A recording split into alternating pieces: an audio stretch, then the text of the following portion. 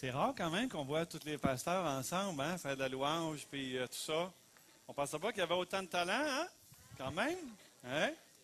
Et je vous regarde là, puis je me dis, pour moi là-dedans, il y en a qui ont du talent et qui ne le savent pas encore. Mais dans l'année qui s'en vient, on va essayer de faire en sorte que vous découvriez ce à quoi le Seigneur vous a destiné. J'entends un gros amen ici dans le fond. Oui, oui. Excellent.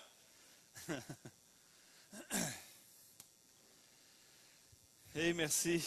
Merci pour ce temps de louange, Seigneur. Tu es digne de recevoir toute la louange. Vous savez, au début de chaque année, selon un sondage, il y a un tiers de la population qui va prendre des résolutions. Ouais. Mais ils deviennent rapidement des illusions parce que selon le sondage, entre la première et la troisième semaine de janvier, on n'a pas été capable de les tenir. C'est vraiment pour ça aussi que les deux autres tiers ont cessé d'en faire.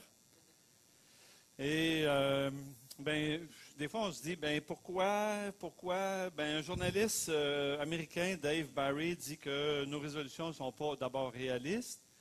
Des fois, on en prend trop en même temps. Et puis aussi, souvent, on arrête à la première difficulté. Donc, on n'est pas vraiment résolu puisque dès qu'il y a quelque chose qui nous arrive, qui nous empêche d'aller plus loin, on arrête.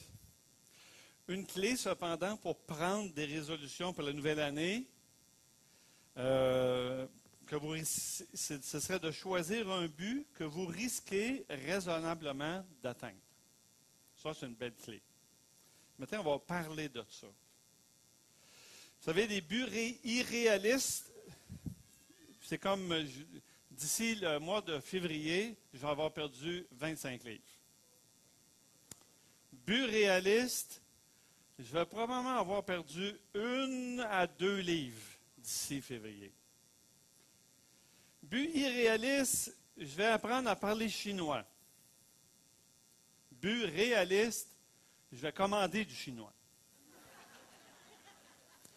But irréaliste, je vais arrêter de fumer d'un coup. But réaliste, je vais y aller par étapes. La première étape, je vais arrêter d'en acheter. Deuxième étape, je vais fumer des CDA, c'est-à-dire celles des autres. Troisième étape, je n'aurai plus d'amis pour m'en donner. Souvent, dans notre vie spirituelle, on fait la même chose. On a des buts irréalistes. Cette année, je ne crierai plus après mes enfants ni mon épouse. Je vais amener au Seigneur tous mes voisins. Je vais lire la Bible au complet. Je vais redevenir l'homme romantique que mon épouse a connu il y a plusieurs années. Et je vais... Amen. Sonia, amen. Et je vais m'impliquer dans 3 ministères. Ça, c'est irréaliste. But réaliste, je vais prier pour que Dieu m'aide dans ma tempérance, qui me permette de conduire à lui une personne que je vais suivre toute l'année. Je vais mettre ça dans ma prière. Je vais lire un chapitre de la Bible par jour, sur 3-4 fois par semaine. Je vais amener manger ma femme au restaurant plus souvent, d'où le romantisme. Mais je vais y aller à pied pour ne pas reprendre le poids que je voulais perdre dans la fin d'année.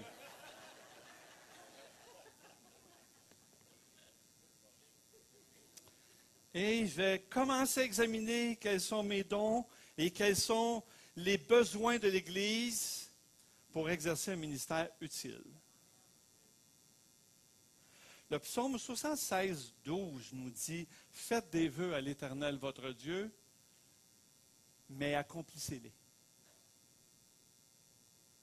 Pourquoi est-ce qu'on a tant de difficultés à tenir nos résolutions?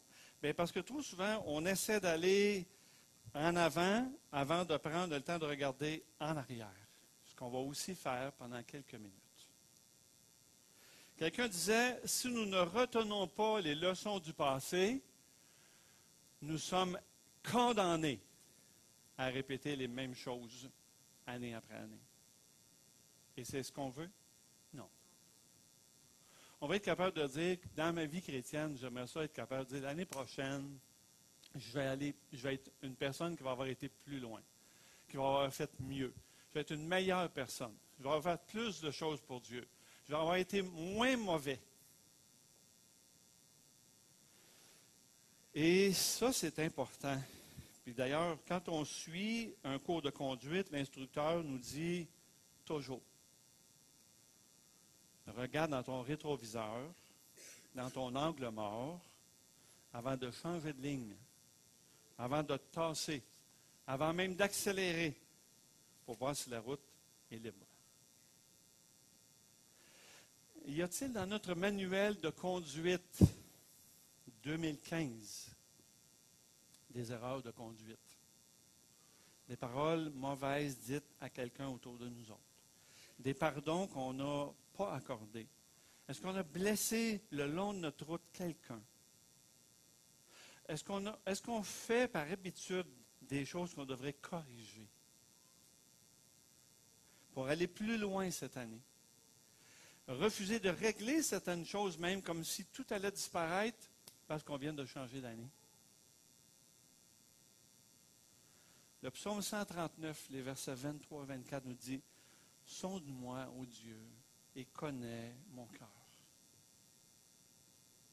Éprouve-moi, connais mes pensées. Regarde si, moi, là, Raymond le sage, si je suis sur une mauvaise voie. Et enseigne-moi, conduis-moi sur la voie de l'éternité. » En d'autres mots, aide-moi à changer cette voie-là si elle est mauvaise. Et à continuer dans cette bonne voie si elle est bonne. Je sais qu'on manquerait de temps ce matin pour que chacun de nous autres, on règle nos affaires en famille, comme on dit. Mais ça vaudrait vraiment la peine qu'on courbe nos cœurs devant le Seigneur ce matin. Puis je vais vous inviter. Parce que quand on commence 2016, il faut être certain que ce qu'on a en arrière ne viendra pas faire un ombrage ou ne nous amènera pas une plus grande difficulté à vivre notre 2016 parce qu'on aura des choses qui sont en arrière de nous qu'on n'aura pas réglées. Ou à tout le moins, ce matin, on ne les réglera pas toutes. Mais on va prendre un engagement devant le Seigneur ce matin de le faire le plus tôt possible. J'aimerais ça qu'on courbe nos têtes, si vous voulez.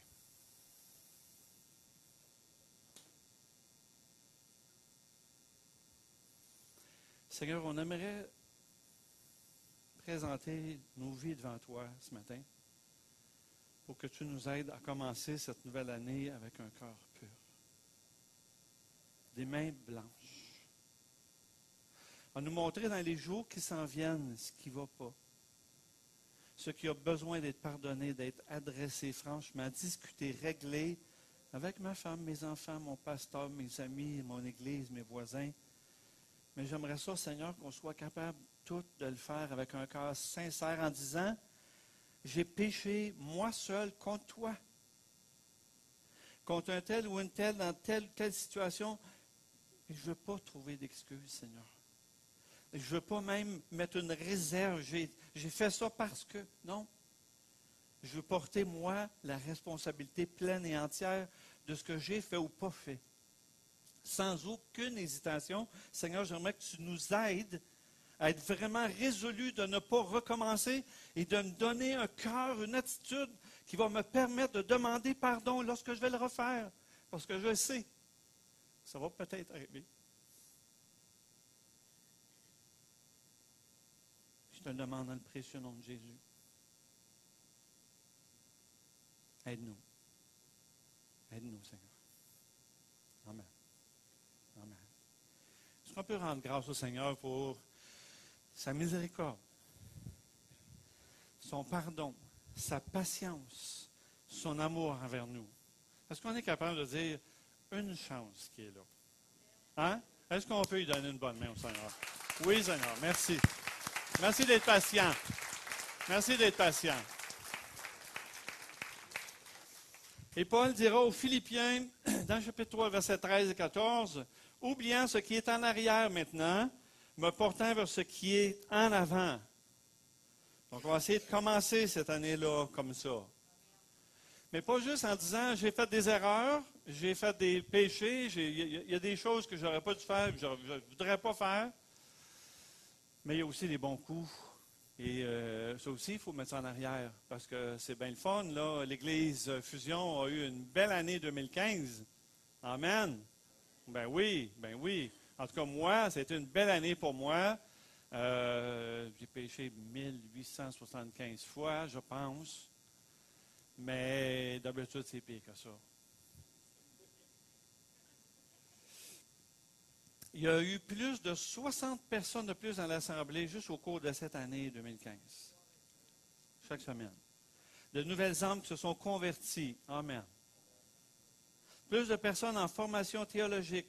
Plus de jeunes engagés. Hey, juste souligner cet aspect-là. Quand je suis arrivé ici, les jeunes étaient tous assis en arrière. Puis je me réjouis. Maintenant, ils sont tous assis en avant. Parce qu'il n'y a plus de place en arrière.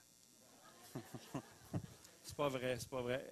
Est-ce qu'il y a de l'eau? Il me semble que j'ai vu tantôt une bouteille d'eau là. Il y a quelqu'un. Ah, OK. Excuse-moi. Oui. Plus d'implications communautaires, plus soutenues par l'ami du prochain, les boîtes de Noël. Je vais y revenir tantôt. Mais moi, là, j'aimerais ça en avoir encore plus. J'aimerais ça qu'en 2016, on n'aille pas juste 50, 60. Merci, mon frère. Le Seigneur va te leur donner. 100 comme ça. Beaucoup plus. Moi, j'en veux encore plus. Plus de succès, plus d'âmes, plus de ministères, plus d'avancées dans la communauté, plus de tout. Amen. OK, on est trois. Quand même. On va essayer de regarder en avant. D'après vous, quelle devrait être la priorité numéro 1 pour nous cette année? L'aimer. Ça va être facile. Matthieu 6, 33. Je pense que c'est un bon verset pour commencer l'année. On nous dit, cherchez premièrement le royaume et la justice de Dieu. Et toutes ces choses vous seront données par-dessus. Le Seigneur souhaitait, puis ça, on pourrait le résumer facilement, là, vraiment, c'est un bon début, mais il souhaitait qu'on regarde premièrement à lui, à son royaume. Pas à rentrer dans son royaume, puis juste dire, OK, je rentre. Non, non, non. Vraiment, à le chercher. Jésus nous encourage à chercher premièrement, à mettre en place cette année, à chercher premièrement le royaume et la justice de Dieu. Ce qui vient à dire de chercher Dieu et ce qu'il veut. À y entrer dans le royaume de Dieu, à y rester dans le royaume de Dieu et à faire entrer d'autres personnes dans le royaume de Dieu. Ben oui, absolument.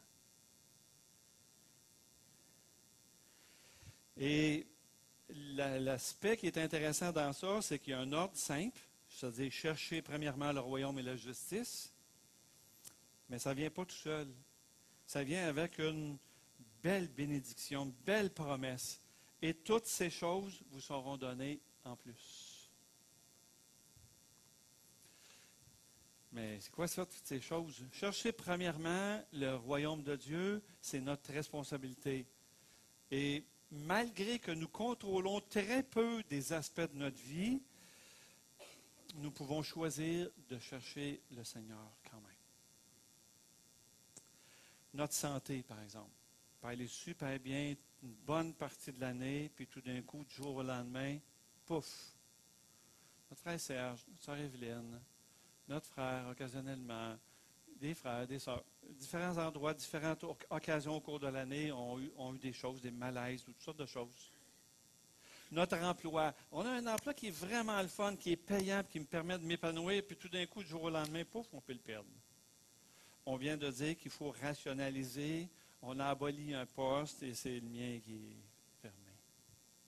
Nos enfants sont super encourageants. Depuis qu'ils sont tout petits, là, ils viennent aux assemblées, ils participent à tout. Puis une journée, on est complètement bouleversé parce que là, ils ont décidé de s'en aller dans la drogue, de ne plus aller bien à l'école, puis ils ne veulent plus venir aux assemblées.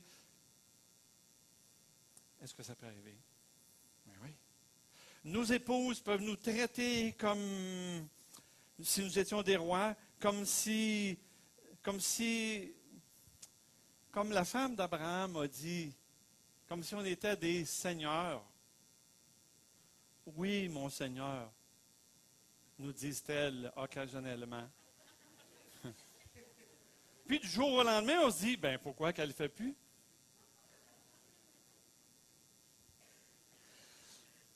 Mais à travers les hauts, les bas de la vie, on a toujours un choix, celui de s'inquiéter ou de chercher les choses de Dieu premièrement. L'impératif présent de chercher pourrait aussi se traduire par chercher continuellement Dieu. Et quand nous le faisons, Dieu nous promet de nous récompenser et toutes ces choses vous seront données en plus. Qu'est-ce que ça veut dire? Les versets 31-32, ça nous dit, ne vous inquiétez donc pas et ne dites pas que mangerons-nous, que boirons-nous, de quoi serons-nous vêtus, car toutes ces choses, ce sont les païens, les pécheurs en général qui les cherchent. Votre Père céleste sait que vous en avez besoin. Alors, toutes ces choses sont les manger, à boire, à se vêtir. Dieu sait qu'on en a besoin. Je ne dis pas qu'il ne faut pas rien faire. Dieu nourrit les oiseaux, mais il ne leur lance pas le verre dans le bec, là, on s'entend. Sauf qu'aucun de ces oiseaux-là n'est mort d'inquiétude. Non, on a juste fait confiance. Il va y avoir des vers quelque part, certains. Il y a toujours le danger pour nous d'avoir une petite faiblesse dans notre foi, en priorisant le matériel au détriment du spirituel, en dépensant beaucoup d'énergie, beaucoup de temps, beaucoup d'eau, d'inquiétude pour les choses dont nous avons besoin, oui, et parfois qu'on veut avoir. Il y a toujours le danger de tomber dans un de ces deux camps, soit que je m'inquiète tellement pour ce qui est de mon nécessaire, que là, tout d'un coup, ma foi s'éclipse tranquillement. Jésus nous rappelle dans le verset 26 et 30 qu'on vaut beaucoup plus que les oiseaux. Ce qu'il est en train de nous dire, c'est que je suis là, puis je vais toujours être là. Ou soit qu'on va tomber à faire tellement d'efforts pour en avoir plus, que là, on éclipse notre passion pour Dieu.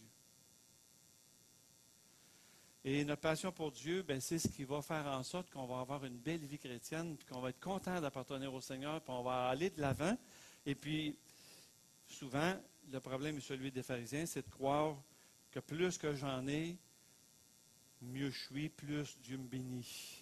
C'était ici ce que le Seigneur disait d'ailleurs autour de ce passage de Matthieu 6. Les pharisiens, eux autres, ils étaient sûrs que plus qu'il y en avait des bébelles, plus qu'ils étaient bénis par Dieu. Fait qu'ils travaillaient pour en avoir des bébelles.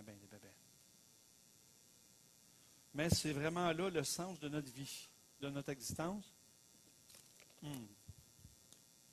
On a une belle maison, mais là, on travaille pour celle qui est au bord du lac. On a du beau linge, mais on n'a pas des marques, tu sais. Est-ce que je peux juste vous dire que là, 50 ans passés, le linge d'une famille de 14 enfants rentrait dans une seule armoire. Hein? Eh oui.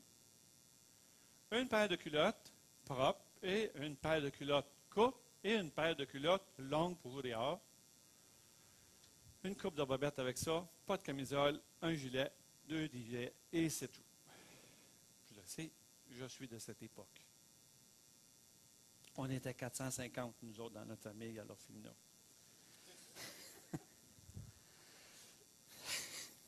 On a des beaux meubles, mais on a pas assez d'antiquité. La question la plus difficile que j'ai, là, c'est où est-ce que je vais aller, dans quel restaurant je vais aller manger mon filet mignon? Des fois, quand on pense comme ça, on ressemble aux Laodicéens qui affichaient leur fierté en disant « Je suis riche, je me suis enrichi, je n'ai besoin de rien. » À ceux qui veulent vivre confortablement, je n'ai rien contre les frères et les sœurs. Ah, ça c'est gentil, mon frère. Oui. Ça, sans de même. Oui. C'est pas un péché d'être riche, comme c'est pas une vertu d'être pauvre. Jésus-Christ leur dirait cependant, cherchez premièrement le royaume de Dieu et vous allez gagner. Je vous dis, à ceux qui sont confortables, cherchez premièrement le royaume de Dieu et vous allez gagner une juste vision de ce que devrait être votre vie. Vous ne pouvez pas, nous ne pouvons pas servir Dieu et Mammon. Et Mammon, ce n'est pas le diable, c'est la richesse. On est souvent en conflit avec ça. Et ce qui fait que plus je vais m'attacher à un, moins je vais m'intéresser à l'autre. Et pour l'année 2016, comme on est tous des chrétiens ici et qu'on aimerait aller de progrès en progrès et d'être un beau témoignage vivant de la présence de Dieu dans notre vie, bien, on aimerait ça être une meilleure personne. C'est sûr qu'il va falloir qu'on lâche un certain nombre de choses. Rappelons-nous que c'est Dieu qui pourvoit et non pas nous à nos besoins. Vous allez me dire, ah non, je travaille pas mal pour ça. Oui, mais c'est quand même lui qui vous a donné les capacités intellectuelles, physiques, les occasions de travail, la santé, le pays où vous pouvez faire ce que vous faites. Le matériel peut facilement nous consommer de l'énergie au coton, puis ce qui fait qu'au final, Dieu va recevoir seulement que le petit peu de notre passion qui nous reste. Mais Jésus veut renverser cette tendance-là et il nous exhorte à dépenser le plus qu'on peut à chercher premièrement le royaume, c'est-à-dire avant et au-dessus de tout. Les bébelles, je vous dis, ne satisfont pas. Et parfois, Dieu se sert d'événements dramatiques pour changer notre façon de penser. C'était le cas de Stephen King, par exemple. Stephen King, un jour, s'est retrouvé la voiture toute renversée dans un fossé, le tibia cassé qui sortait du jean de travers comme une vieille branche cassée, les lunettes tout cassées, la face ensanglantée, la face dans la boîte, l'épaule cassée. Et vous savez quoi? Ce qu'il dit est vraiment intéressant après. Il nous dit, c'est dans cet accident vraiment grave que j'ai compris que je ne pourrais rien amener de l'autre côté. Il dit, j'ai compris que ma vie ne serait plus jamais la même lorsque je me suis retrouvé dans le fossé, la voiture virée, comme je vous disais. Mais c'est quelqu'un qui a quand même beaucoup de réussite, et il a décidé à partir de là que sa carte de crédit n'aurait plus le même sens. Et c'est souvent le cas quand il nous arrive des événements dramatiques, on dirait que là, tout change de perspective. Toutes nos orientations sont différentes. Il s'agit juste qu'on soit malade une journée ou deux ou une semaine pour certains d'entre nous, puis tout d'un coup, on dit « Wow, bon sang, après quoi je cours, là? » Vanité des vanités, tout est vanité, dit l'Ecclésiaste. Pourquoi est-ce qu'on attend un grave accident, un cancer, une maladie incurable pour comprendre le vrai sens de notre existence? Pour comprendre que les bébelles, ça ne sert pas à grand-chose. La semaine passée, il y a un monsieur qui est arrivé ici, un catholique, qui m'a dit, je ne sais pas pourquoi je suis arrêté, mais j'avais besoin que quelqu'un prie pour moi.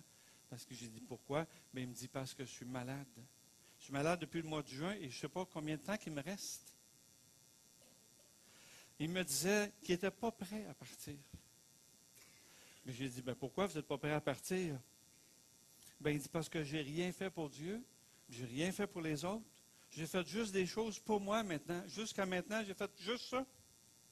Il dit, j'aimerais pouvoir me présenter devant Dieu avec un panier avec quelque chose dedans. Après avoir prié avec lui, j'ai dit maintenant, vous pouvez faire d'autres choses.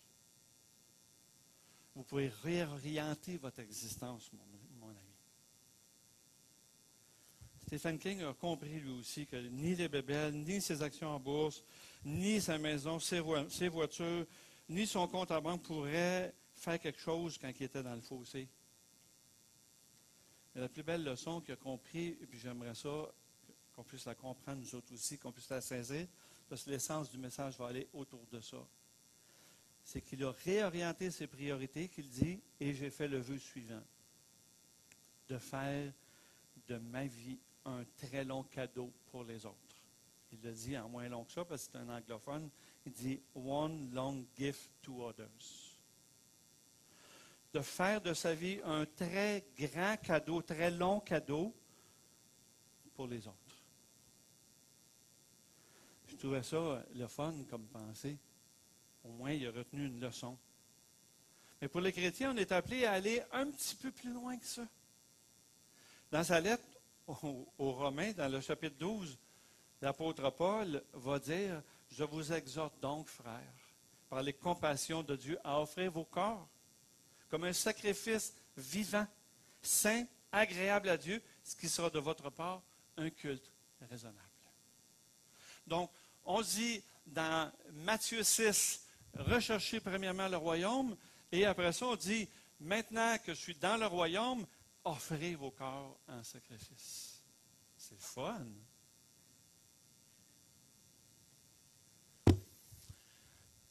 Un sacrifice vivant, c'est encore plus le fun. Parce que si on s'offrait en sacrifice comme ceux de l'Ancien Testament, on s'offrirait seulement qu'une fois. Espérant que ce serait le meilleur sacrifice qu'on aurait offert. Alors que là, on a plusieurs années devant nous, plusieurs journées devant nous, Dieu voulant, évidemment. Oui. Et je suis capable de lui offrir à chaque jour, chaque instant de ma vie en sacrifice. Un sacrifice vivant. Cette image est tirée de l'Ancien Testament dans les sacrifices d'animaux. Mais pourquoi est-ce qu'il dit ça? Bien, parce que lui aussi, on le voit dans Romains, dans le chapitre 7, il lutte aussi. Je fais le bien que je veux. Je ne fais pas le bien que je veux, mais je fais le mal que je ne veux pas. Misérable que je suis, qui me délivrera du corps de cette mort? Qui c'est qui va finir par m'empêcher d'être la mauvaise personne que je ne veux pas être et être la bonne personne que je veux être? Gloire soit rendue à Dieu par Jésus-Christ. Ça, c'était la solution pour lui. Et ça va être la solution pour nous, pour toute l'année qui vient. Jésus-Christ est celui qui s'est offert en sacrifice, qui nous a amenés dans le royaume. C'est Dieu qui nous a amenés à travers lui dans le royaume de Dieu et à travers lequel on est capable justement de le connaître, de le faire connaître. Gloire soit rendue à Jésus-Christ. C'est lui qui va nous donner toutes les capacités de donner nos corps en sacrifice, un sacrifice qui va être acceptable pour Dieu. Puis pour ça, dans l'Ancien Testament, il fallait qu'il réponde à des critères qu'on ne parlera pas beaucoup, mais je vous dirais sans défaut, sans tâche, volontairement, avec action de grâce. En d'autres mots, offrir sa vie en sacrifice, le meilleur possible à Dieu, sans péché, le mieux possible, volontairement. Quand on s'est mariés, Sonia et moi, c'est par une décision unanime qu'on a décidé de prendre cet engagement-là. Je n'étais pas obligé. Moi, je suis bien tombé. Elle, je ne le sais pas. Mais moi, je suis bien tombé. Mais cet engagement-là, quand je lui ai dit oui, je le veux, oui, je la veux, ça voulait dire je la veux pour toujours. Et c'est devenu, pour moi, qui était avant ça un célibataire, qui faisait mon épicerie, mes affaires comme je voulais. Là, ça a changé mes affaires, ça a changé mes perspectives, ça a changé ma façon d'agir, ma façon de faire, ma façon de parler, ma façon de décider. Parce que là, je n'étais plus tout seul, on était 2, puis 3, puis 4, puis 5.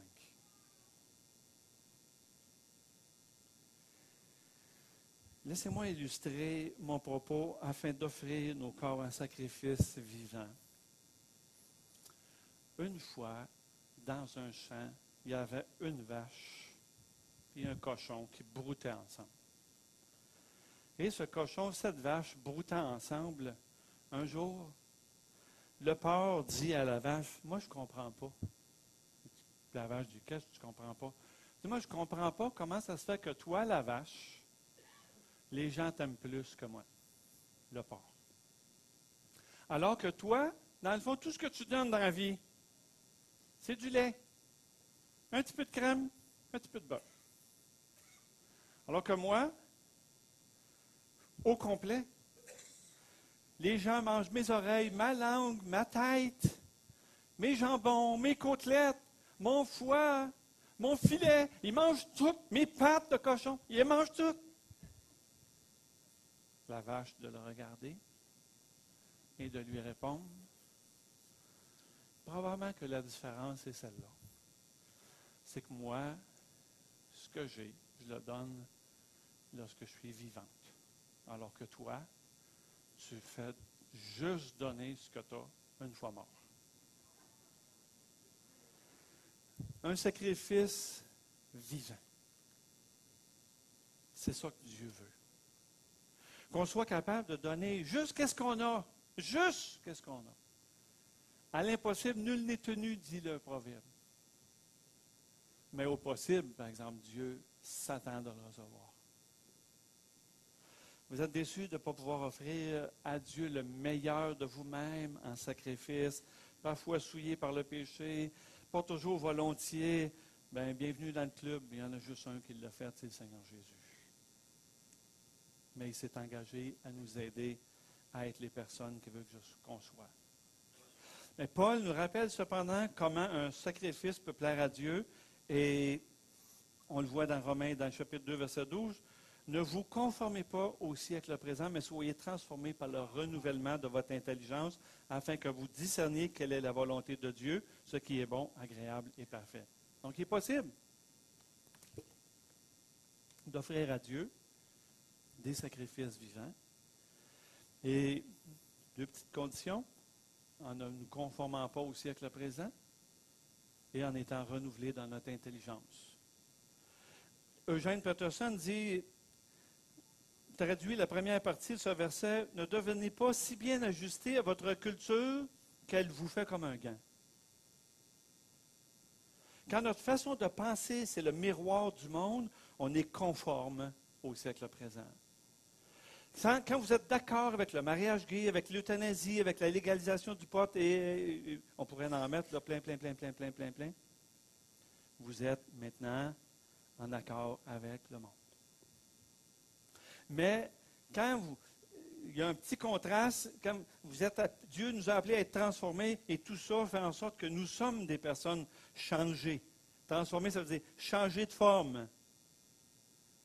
On va conduire la même voiture, on va habiter la même maison, on va porter les mêmes vêtements qu'avant, mais la personne qui a une vie transformée a des priorités aussi radicalement différentes de celles du monde. Le monde trouve son plaisir, sa satisfaction dans plusieurs sources. Un Jean nous dit l'orgueil de la vie, la convoitise des yeux, de la chair, mais les chrétiens, eux autres, vont essayer de trouver leur plaisir.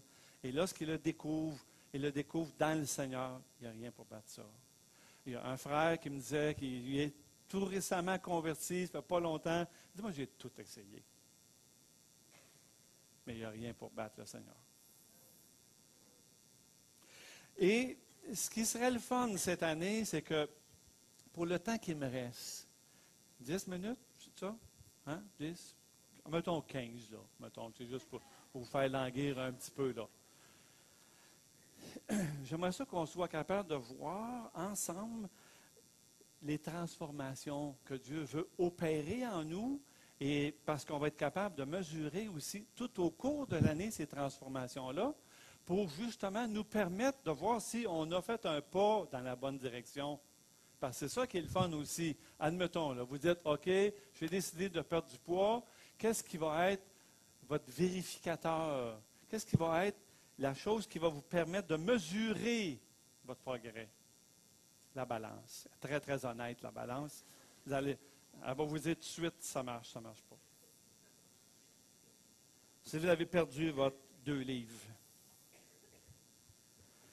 Alors, quand on a résolu de chercher Dieu, premièrement, on a besoin d'une échelle pour mesurer nos progrès.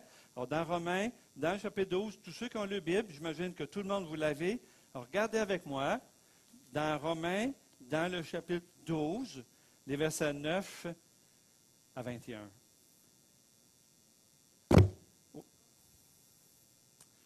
Plusieurs marques de progrès d'un croyant. Elle est bonne, ce taux-là, matin. Qui s'offre à Dieu en sacrifice vivant. Plusieurs marques. Et j'aimerais ça que, quand vous allez être à la maison, juste vérifier ça, mettez ça dans votre Bible pour être capable éventuellement de vérifier ce passage-là tout au cours de l'année. avec l'aide de Dieu, évidemment, on va être capable de mesurer nos progrès. Mais il nous dit ici dans Romains, donc, de s'offrir, de discerner la volonté de Dieu. Alors, le Seigneur, à partir du verset 9, il dit que la charité soit sans hypocrisie, ayez le mal en horreur, attachez-vous fortement au bien, et par amour fraternel, soyez pleins d'affection les uns pour les autres. L'amour, la charité. La première chose que le Seigneur veut voir dans une vie transformée qui s'offre en sacrifice, c'est l'amour qui est authentique. Un amour sans hypocrisie, un amour vrai envers tous, riches, pauvres, noirs, blancs, hommes, femmes, monoparental, famille, pasteur, autres, sauvés, pas sauvés. Le même amour qui se répand par le Saint-Esprit dans notre vie, dans nos gestes, dans nos paroles, dans tout ce que Dieu veut qu'on exprime. L'amour doit aussi être capable de discerner c'est quoi le mal, c'est quoi le bien, et d'avoir le mal en horreur, et vraiment en horreur. Ici, l'accent est mis sur ayez le mal en horreur. Et je peux juste vous faire une petite image. Quand vous voyez une moufette, vous savez tout de suite qu'elle vous répugne. Vous n'avez même pas besoin de vous en approcher pour voir si c'est quelque chose que vous devez craindre. Le péché, c'est ça. On doit tellement le craindre, on est mieux de l'avoir en horreur que de sans facilité. On est mieux de le voir pire qu'il est, parce que c'est aussi pire que ça qu'il est, que de penser que ça ne nous dérangera pas. Et en même temps, ça c'est la partie négative, s'en éloigner, mais s'approcher et de s'attacher fortement au bien. Partie négative, partie positive. Pourquoi? Parce qu'il ne s'agit pas juste d'enlever des choses mauvaises de notre vie pour que ça aille bien. C'est la même chose dans la nature. La nature horreur du vide. Alors, il ne s'agit pas juste d'enlever des mauvaises herbes, il faut semer du gazon. Et le bien, c'est ça, semer du gazon. L'amour doit donc être authentique, discerner le bien du mal. L'amour doit être affectueux. Soyez pleins, il nous dit, d'affection les uns pour les autres. Je trouve ça le fun, mais on dirait que des fois, on a comme des petites réserves. Il ne faut pas trop démontrer de l'amour. Des fois, ça peut être interprété. Hey! Qui a dit ça? Là? Plein. T'es mon frère. Puis, et la raison, c'est ça qu'il nous dit ici. T'es mon frère. T'es ma soeur. On est dans la même famille. Plein de ça. Plein de cet amour-là.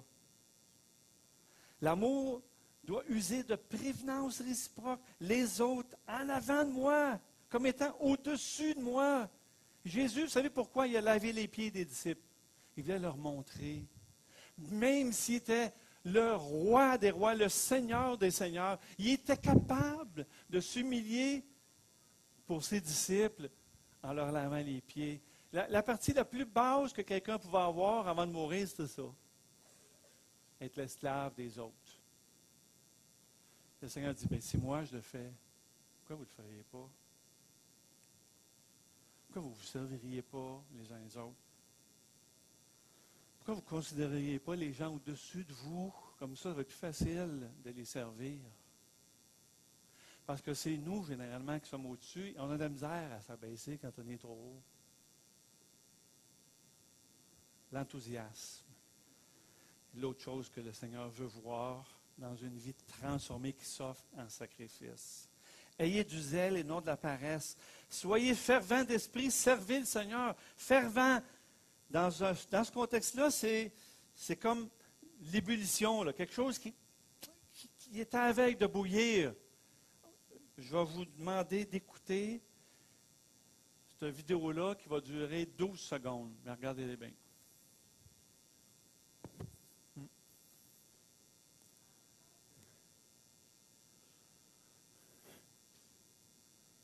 Go! Là, il va durer 20 secondes. Plein?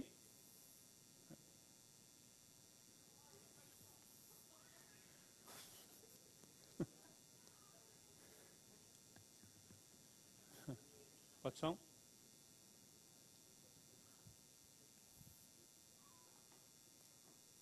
OK. Mhm. Oui, il y en avait tantôt. OK, c'est pas grave. Vous avez vu? En fait, c'est la petite fille qui crie Ah! C'est ça. Elle est tellement contente de dire Wow, Happy New Year! Elle explose, elle-là. Là. Bon. Ça va ressembler à ça, ce qu'on va faire cette année, sans la bouteille. OK? Sans la bouteille. Ayez du zèle. Ayez du zèle et non de la paresse. L'apôtre Paul disait dans 2 Corinthiens, l'amour de Christ nous presse. Une passion pour Dieu, une vraie, là, comme l'eau qui est sur le point de bouillir, comme le Seigneur a allumé une passion en nous, nos efforts devraient être passionnés, avoir une sorte de zèle à partager l'Évangile. J'ai fini ça là?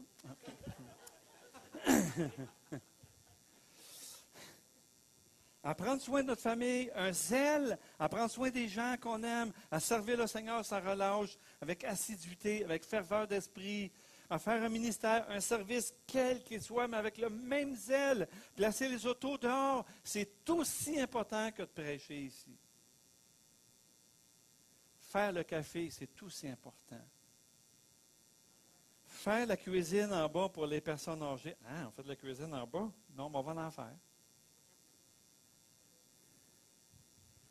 Prendre soin des handicapés. Ben, on n'en a pas. On va en avoir.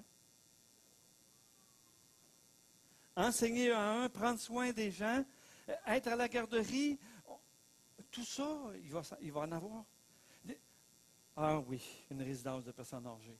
Je ne sais pas à qui Dieu a mis ça à cœur, mais il y a quelqu'un qui l'a à cœur. Oui, oui, oui. On n'en a pas. On va en avoir une. Je ne sais pas quand. Je ne sais pas qui ce qui va avoir ça, mais il va en avoir une. Les chrétiens vont pouvoir finir leur jour dans un environnement chrétien. Ça peut être le fun, ça? Est-ce que vous voulez mettre ça dans vos prières? Oui. Oui.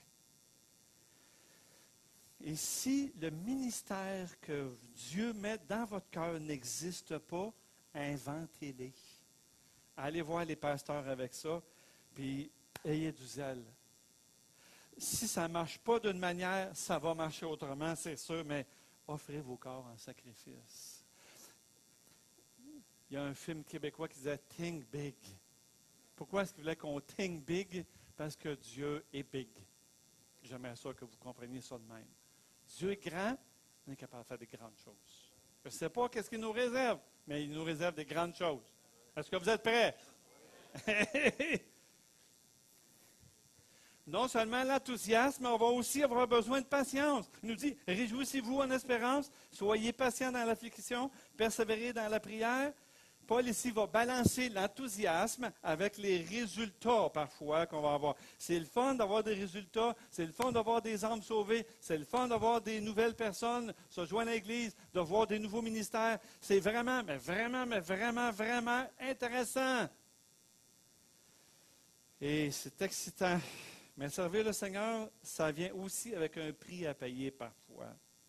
La souffrance, le rejet, la solitude, le vieillissement, l'abandon, les divisions, les tribulations. Et le Seigneur nous a promis qu'on aurait tout ça. Mais, même au milieu de nos tribulations, de nos difficultés, nous pouvons toujours nous réjouir en espérance. Nous pouvons toujours être capables d'endurer la souffrance, être patients dans ce qui nous arrive. Nous sommes toujours capables de prier. Ça ne fait pas moins mal, mais on se dit qu'un jour, ça va arrêter. Et que notre joie devrait être dans notre tête, là, dans notre compréhension du plan de Dieu. On devrait être tellement content de souffrir pour Dieu. Oui, mais on devrait voir ça encore un petit peu plus loin dans notre vision. Le Seigneur nous dit ici, car nos légères afflictions du moment présent produisent pour nous, au-delà de toute mesure, un poids éternel de gloire, parce que nous regardons non pas aux choses visibles, mais à celles qui sont invisibles, car les choses visibles sont passagères et les invisibles sont éternelles. En se donnant pour Dieu, en se sacrifiant pour le service de Dieu, oui, il va y avoir une partie de souffrance là-dedans, Mais dites-vous que la récompense qui est attachée à ça est super grande. Est-ce que vous pensez qu'on peut être déçu de Dieu quand on va arriver de l'autre côté? Ah, c'est juste ça que ça a valu ce que j'ai fait? Tu me niaises, là? Est-ce que vous pensez qu'on va faire ça? Jamais. Jamais. Essayez de vous imaginer la plus belle récompense que vous allez être capable d'avoir dans le royaume et multiplier ça par 100 000. Alors, ça voudra dire que ce qu'on vit aujourd'hui, les tribulations dans lesquelles on risque d'être dans cette année qui s'en vient, qui commence avec beaucoup de joie, beaucoup de simplicité, beaucoup d'harmonie, que Dieu va vouloir garder tout ça comme ça, sans qu'il ne se passe rien, non, mais peu importe ce qui va se passer au cours de l'année, Dieu est là. Et il va toujours être là.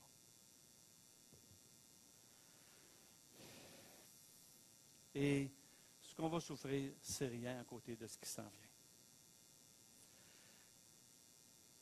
Amour, enthousiasme, patience, générosité. Pourvoyez aux besoins des saints, des saints. Je tiens à remercier l'Église pour sa générosité cette année. Wow! À part des dîmes, les boîtes cadeaux, les paniers de Noël, les cartes cadeaux. Et je voudrais vous témoigner d'une personne qui a reçu justement votre générosité cette année. Puis je lui ai demandé, est-ce que je pourrais lire ça? Il m'a dit, ah oui, je ne vais juste pas me nommer. Elle s'appelle... De manière anonyme, bien sûr, j'aimerais que les gens qui ont donné et ceux qui s'occupent de préparer et de livrer, et qui se sont occupés de préparer et de livrer tout ça, sachent à quel point ça a été apprécié. Pour ma part, je me sens totalement béni, libéré, je me sens choyé, je ressens l'amour de Dieu et je loue mon Père céleste de faire partie de cette Église. Église au grand cœur, au cœur généreux. Ma famille et moi, nous sommes reconnaissants sans cesse de ce magnifique présent. Sans vous, Noël n'aura pas été le même cette année et c'est mon plus beau Noël à vie. Je vous remercie. Je vous remercie en leur nom parce qu'ils ont beaucoup apprécié, puis la plupart, c'est moi qui est allé les livrer. Et puis je vous dis, ils sont vraiment reconnaissants. Fidèles à nos hymnes, fidèles à nos offrandes d'amour. En plus, la générosité, c'est ça. Ça ne s'applique pas juste à l'argent, mais en temps, en ressources, en habileté, en énergie. C'est ça que ça veut dire, être généreux. L'hospitalité, exercer l'hospitalité, verset 13. Le mot grec pour hospitalité veut dire aimer l'étranger. L'hospitalité, c'est surtout les gars, facilité. C'est facile d'inviter des amis, mais c'est peut-être pas aussi facile d'inviter des gens qu'on ne connaît pas. Des gens dont la maman est tout seule avec 2, 3, 4 enfants à venir manger avec notre famille. Il va y avoir des réfugiés qui vont arriver ici à Granby tantôt. Il y a des gens qui viennent de d'autres cultures qui sont ici avec nous autres. Est-ce que vous savez c'est quoi ça du foufou? J'aimerais ça que la moitié de l'Église, à la fin de l'année prochaine, soit capable de dire « oui, je sais, c'est quoi du foufou? » Je ne vous le dirai pas. Il y a une culture dans notre Église qui mange ça du foufou. Puis c'est bon. J'aimerais ça que vous y goûtiez. Hospitalité. Quand est-ce que vous avez vu un itinérant qui lui avait donné 20$ la dernière fois? Quand est-ce que vous l'avez amené manger? Quand est-ce que vous avez invité un voisin renfermé manger un petit barbecue avec vous autres? Ça fait partie des choses qu'on peut sacrifier, donner au Seigneur. Les 2 derniers ministères, l'hospitalité, que je disais, et puis ici, la générosité, bien, ça s'implique. En fait, ça implique d'aider les autres. Et comme Église, on s'en va dans ça de plus en plus. La sympathie, réjouissez-vous avec ceux qui se réjouissent, pleurez avec ceux qui pleurent. Ce matin, il y a une sœur qui avait un cœur triste. Pourquoi? Parce qu'elle n'a pas de nouvelles de son enfant depuis des mois. Où est-ce qu'il est? Qu'est-ce qu'il fait? Pas appelé à Noël. Une maman, c'est ça une maman. Elle a toujours un cœur pour ses enfants.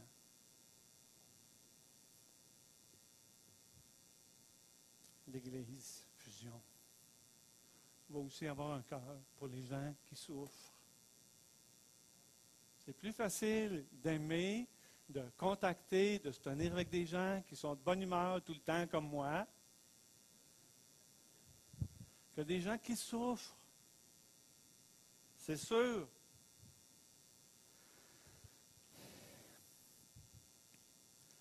Je ne veux pas gêner personne.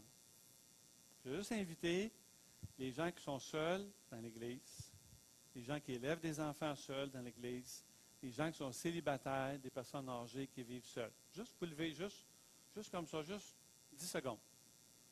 C'est ça. Je ne veux pas vous gêner, mais juste pour vous montrer comment il y en a ici dans l'Église. Juste pour montrer. Moi, est-ce qu'il y en a? Moi, est-ce qu'il y en a? Moi, est-ce qu'il y en a? Moi, est-ce qu'il y en a des personnes comme ça? Moi, est-ce qu'il y en a? Le tiers de notre population d'Église est composé de personnes qui vivent seules ou qui sont avec des enfants tout seuls pour les élever. De personnes âgées qui vivent seules. Ça, l'hospitalité, ça va pour eux autres. Réjouissez-vous avec ceux qui se réjouissent, ça va avec eux autres. C'est plus difficile, même pour certains, de se réjouir avec ceux qui se réjouissent, mais pas pour les mêmes raisons. Il y en a qui aiment ça, aider les gens qui sont dans la tristesse, dans la désolation, mais pour d'autres, c'est plus difficile. Parce que le succès des autres les dérange. Et puis j'aimerais ça que cette année, on soit capable de dire, ah non, nous autres, si on a des succès cette année, on va s'en réjouir. Si c'est Serge qui a gagné le million, on va s'en réjouir. On va lui dire, bon, ben, achète-toi une nouvelle habit, puis, tu sais, ah oui, amen. Puis, si tu as le goût d'en donner à l'Église, c'est beau, là, mais, tu sais, je me réjouis, là. La sympathie, l'humilité, n'aspirez pas à ce qui est élevé. Laissez-vous attirer par ce qui est humble. Et je terminerai en disant la résilience. Bénissez ceux qui vous persécutent. Ne rendez pas le mal pour le mal. Soyez en paix avec tous les hommes, en autant que ça dépend de vous, avec toutes les femmes aussi. Surmontez le mal par le bien. Et ça, c'est peut-être la partie la plus difficile d'un sacrifice vivant que Dieu veut qu'on soit capable d'offrir. Aimer les gens qui ne sont pas aimables. Ça, c'est dur. Je vous dis, c'est vraiment pas facile. Et je terminerai en disant, ça m'est arrivé une fois, d'aimer quelqu'un qui était vraiment pas aimable. Puis j'en ai fait un combat spirituel dans la prière avec Dieu. C'est une madame qui travaille avec moi. Elle est agissable. C'est vraiment, là, vraiment, vraiment. Elle me comptait toutes ses parties de fin de semaine, puis tous les gens avec qui elle avait bu, puis bon, puis bon, puis bon. Puis, vous savez, quand vous êtes pasteur, c'est dérangeant. J'ai dit, Seigneur, il faut que je gagne. Puis, je n'ai pas tendance à y faire des beaux sourires quand je la voyais arriver. Puis, je me suis dit, non, il faut que je gagne. Ça m'a coûté 1$. Et ça a changé le cours de son histoire. J'ai acheté une barre de chocolat qu'elle aime. Je l'ai mis dans sa veste. Et puis, je suis parti. Je ne lui ai même pas dit.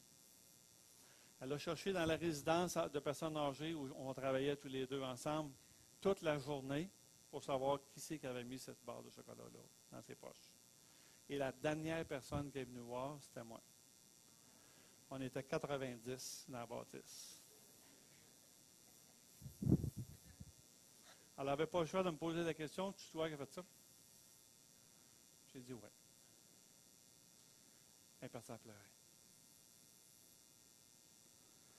Je n'ai pas beaucoup de mérite, ça m'a coûté 1$. Mais je disais, Seigneur, il faut que je gagne. Surmonter le mal par le bien, c'est ça. Il faut que je cherche la manière de être capable de gagner cette personne-là. Je n'ai pas eu de meilleur collègue de travail après. Et malheureusement, 2 mois après, je quittais. Mais j'avais gagné. En regardant en avant pour la nouvelle année, réalisons que chaque décision que nous allons prendre va refléter directement nos priorités. Cherchez premièrement la volonté de Dieu, le royaume de Dieu, en vous offrant un sacrifice vivant. Soyons résolus que dans le prochain mois, notre vie soit caractérisée par l'amour, l'enthousiasme, la patience, la générosité, l'hospitalité, l'humilité, la sympathie pour ceux qui souffrent et la résilience. On accepte de souffrir pour le Seigneur, sachant que notre récompense va dépasser tout ce qu'on peut espérer, même penser. Un gros amen là-dessus. Courbons-nous, si vous voulez. On met notre année devant le Seigneur. Seigneur, merci de l'occasion que tu nous as encore donnée ce matin d'être dans ta présence. Et si on est là, Seigneur, c'est à cause de toi, à cause de ton amour à toi qui a inondé nos cœurs de telle sorte qu'aujourd'hui, je te dirais, on n'a pas le choix de t'aimer. Tu es tellement grand, tu nous as tellement donné, tu nous as tellement fait du bien, tu nous as transformés. Bien, Seigneur, encore ce matin, on veut te rendre toute la gloire pour l'instruction de ta parole, pour le fait aussi que tu nous permets d'être à ton service pour la nouvelle année, qu'on aimerait que tu puisses bénir comme tu le fais, et même encore plus que tu le fais en 2015. On ne sait pas ce qui est en avant de nous autres, mais on sait que toi, tu es en avant de nous autres. Et parce que tu es en avant de nous autres, tu es en arrière de nous autres et sur les côtés, on n'a pas besoin de craindre quoi que ce soit. Tu vas être avec nous. Et nous t'en sommes vraiment reconnaissants. Et tout le peuple de Dieu dit Amen. Amen. Passez une belle année. La semaine prochaine, on va commencer à jeûner. C'est la bonne manière de partir. Que Dieu vous bénisse.